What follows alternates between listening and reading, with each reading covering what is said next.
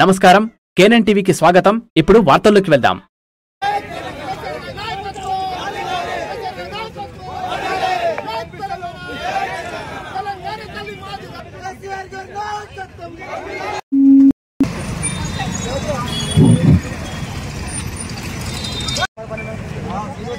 వచ్చిన నాయకులకు, కార్యకర్తలకు, ప్రజలకు, రైతులకు, మీడియా మిత్రులకు, ఎలక్ట్రానిక్ మీడియా, ప్రింట్ మీడియా మిత్రులకు అందరికీ జై తెలంగాణ.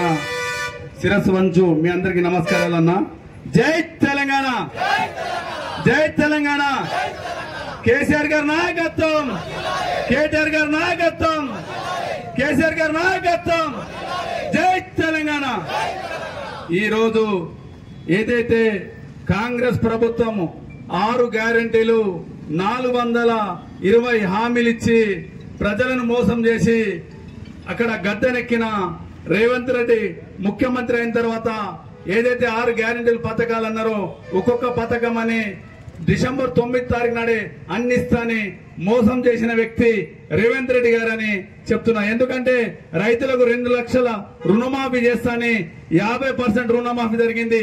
కొన్ని షరతులు పెట్టడం వల్ల చాలా మందికి ప్రజల్లో ఈ తెలంగాణ రైతాంగానికి రుణమాఫీ కాలే. ఎందుకంటే 22 కోట్లు రుణమాఫీ చేశారు. 31,000 కోట్లు రుణమాఫీ అవసరం ఉంది. ఇంకా రైతులకు చేయవలసింది ఉంది. అదే కాకుండా రైతు భరోసా కేసీఆర్ గారు ఉన్నప్పుడు ఏదైతే 5,000 సంవత్సరానికి 10,000 ఇస్తున్నానో అప్పుడు రేవంత్ రెడ్డి గారు ఎలక్షన్ మేనిఫెస్టోలో చెప్పారు. అక్కడక్కడ రైతులు చెప్పారు కాంగ్రెస్ వస్తే రైతు బంధు బంధు దివానగలమా, మేము ఫాల్తుగలమా, మాకు దిమాగ్ లేదా అని అన్నాడు. ఆ వ్యక్తి సంవత్సరం అయింది, ఇప్పటిదాకా ఏదైతే 15,000 ఇస్తాని ఇప్పటిదాకా ఇయ్యలే. 13 నెలలు గడుస్తున్నాయి. మేము ఒకటే డిమాండ్ చేస్తున్నాము, మీరు చెప్పిన మాట ప్రకారమే 15,000 ఇయ్యాలని మేము రైతుల పక్షాన, బీఆర్ఎస్ పక్షాన డిమాండ్ చేస్తాము. అదే కాకుండా ఏదైతే మీరు హామీలు ఇచ్చారో కళ్యాణ లక్ష్మి, ఏదైతే కేసీఆర్ గారు ఉన్నప్పుడు మీరు ఎలక్షన్ లో చెప్పారు పిల్లలు పుట్టిన తర్వాత పైసలు వస్తున్నాయని. ఇప్పుడు మేము చెప్తున్నాము కళ్యాణ లక్ష్మి తులం బంగారం పెళ్లి కాక ముందు ఇస్తున్నారు, ఎక్కడైనా ఇచ్చారని ఇక్కడ డిమాండ్ చేస్తున్నాము. అదే కాకుండా పింఛను 2,000కి 4,000 డిసెంబర్ 9 తారీఖు నాడు తీసుకోమన్నారు. ఇప్పటికే 2,000 కాదు, ఆ 2,000 ఏదైతే 1వ తారీఖు నుంచి 5వ తారీఖు నాడు కేసీఆర్ గారు ఇస్తుండే ఇప్పుడు నెల అవుతుంది. ఈ మధ్యలో 2 నెలల ఈ సంవత్సరం 13 నెలల్లో 2 నెలల పింఛను గైపు చేసి పడేశారు. ఆ ప్రజలకు, ఆ వికలాంగులకు ఎవరికి తెలియదు ఆ విషయం. ఎందుకంటే ఈ రోజు వస్తే రేపు వస్తే పొద్దున నుంచి సాయంత్రంగా ఆ పోస్ట్ ఆఫీస్ చుట్టూ తిరుగుడికే సరిపోతుంది. ఎందుకంటే మీరు చెప్పిన ఏదైతే కార్యక్రమం ఉందో ఇప్పటిదాకా చేయలేకపోతారు. ఏదైతే మహిళలకు 2,500 ఇస్తామన్నారు 18 సంవత్సరాలు, ఇప్పటిదాకా ఒక్క మహిళకి ఇయ్యలే. ఈ విషయాలు ఎందుకు చెప్తున్నామంటే ప్రజలు ఏదైతే రేవంత్ రెడ్డి గారు ఉన్నారో అక్కడ బీఆర్ఎస్ పార్టీ కేటీఆర్ గారు, అక్కడ హరీష్ రావు గారు, బీఆర్ఎస్ నాయకులు ఏవైతే అడుగుతుంటుందో ఏదో విధంగా వీళ్ళకు మాకు ప్రభుత్వానికి ఏదో విధంగా అడుగుతుంటే ఇలా ఏదో విధంగా ఇబ్బంది పెట్టాలని కేసులు పెడుతున్నారు.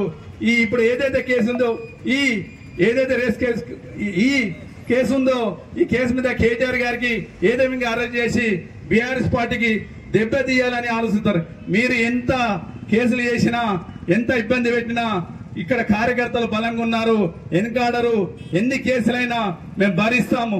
రాబోయేది మన కేసీఆర్ పరిపాలన నేను చెప్తున్నాం. అదే కాకుండా ప్రజలకు ఒక విషయం ఏంటంటే ఇక్కడ రైతుల పక్షాన మేము మాట్లాడవలసిన 2 విషయాలు ఉన్నాయి.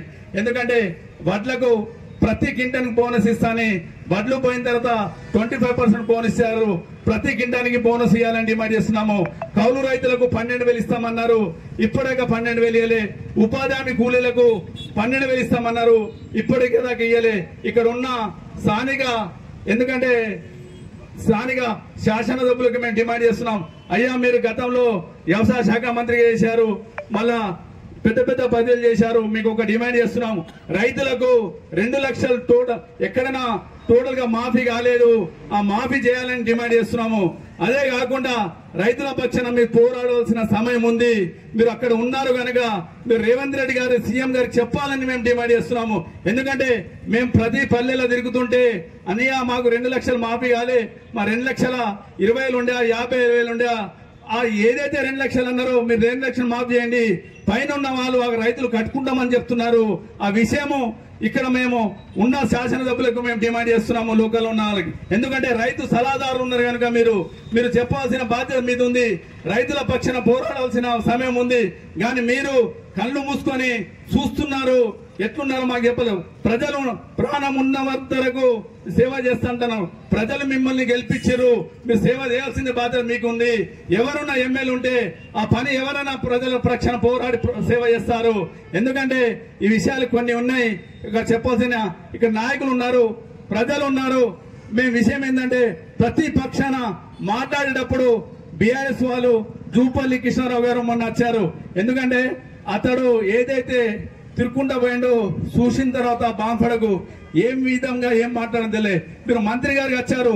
మంత్రి గారు వచ్చినప్పుడు ఒక 100 కోట్లన 50 కోట్లన ఒక కోటని ఇచ్చినామని ఆ మంత్రి గారు ఇన్ఛార్జ్ మంత్రి గారికి డిమాండ్ చేస్తున్నాను. మీరు వచ్చారు, ఇట్లా ఇచ్చారు, ఇక్కడ చూశారు, వెళ్ళిపోయారు. అక్కడ మహిళలు చప్పట్లు కొట్టకపోతే చప్పట్లు కొట్టాలని అంటున్నారు. ఎందుకు కొడతారు మహిళలు? 2500 ఇచ్చారని కొడతారా?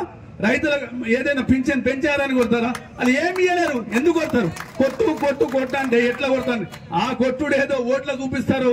రాబోయే స్థానిక సంస్థల ఎలక్షన్లు, సర్పంచ్ ఎలక్షన్లు, జడ్పీటీసీ ఎలక్షన్లు బీఆర్ఎస్ జెండా బాన్స్వాడ కాకుండా చుట్టుపక్కల కాన్స్టిట్యున్సీలో మేము జెండా బీఆర్ఎస్ జెండా ఎగరేస్తామని ఈ సభాముఖంగా తెలియజేస్తూ ఇక్కడ వచ్చిన నాయకులకు, కార్యకర్తలకు మరోసారి జై తెలంగాణ. కేసీఆర్ గారి నాయకత్వం, కేటీఆర్ గారి నాయకత్వం. చిన్న కార్యకర్తలకు ఒక విషయము, ఇక్కడ ఎడ్ల బండి ఉంది. ఆ ఎడ్ల ద్వారా ఇక్కడికి కడతాము. సౌండ్ ఆఫ్ ఉంటది. మనమందరం లైన్ గా నిలబడి